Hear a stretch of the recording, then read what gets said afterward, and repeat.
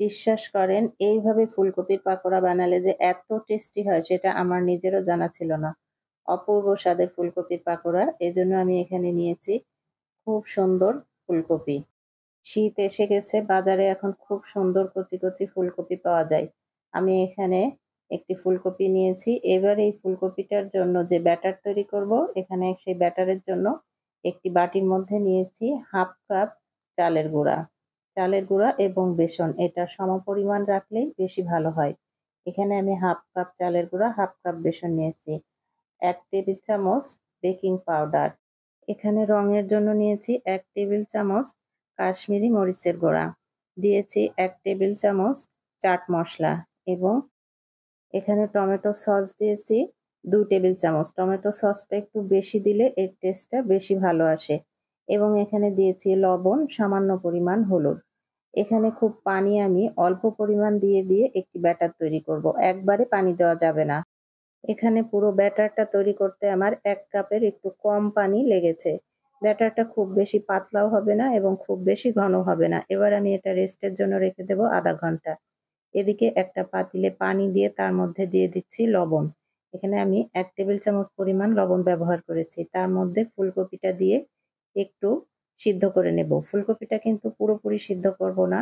সামান্য ৩ থেকে ৪ মিনিট সিদ্ধ করলেই তৈরি হয়ে যাবে। দেখুন আমি পানিতে মাত্র ৩ মিনিট ফুলকপিটা সিদ্ধ করে নিয়েছি।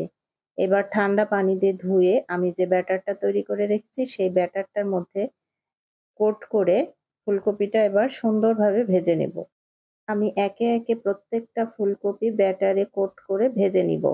আসলে সন্ধ্যার নাস্তায় বাচ্চাদের বলেন, বাচ্চারা তো এমনিতেই সবজি খেতে চায় না। কিন্তু এইভাবে যদি সবজিটা ওদের তৈরি করে দেওয়া যায়, ওরা অনায়াসে এটা খেয়ে নিবে। এই সবজি পাকোড়াটা যে এতটাই টেস্টি হয় আর এই টেস্টির পিছনে যেমন হবে ক্রিস্পি তেমন হবে এটা টেস্টি। ওই যে চাট মসলা, আমি যে চাট মসলাটা এখানে ব্যবহার করেছি, এই ফুলকপির পাকোড়াতে চাট মসলাটা যদি ব্যবহার করা যায় তাহলে এর স্বাদটা সত্যিই খুব ভালো আসে। আমি চেষ্টা করেছি খুব সামান্য মশলায়, মশলার পরিমাণ অল্প রেখে কিন্তু টেস্টি করে একটি পাকোড়া তৈরি করার জন্য।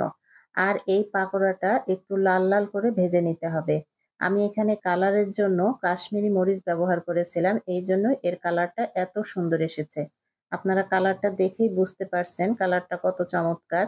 মাশাআল্লাহ তৈরি হয়ে গেল আমার অসম্ভব মজাদার ফুলকপির পাকোড়া। এটা খাওয়ার জন্য শুধু এখন প্রয়োজন একটু সস অথবা উপর থেকে সামান্য বিট লবণ ছিটিয়ে খেতে পারেন।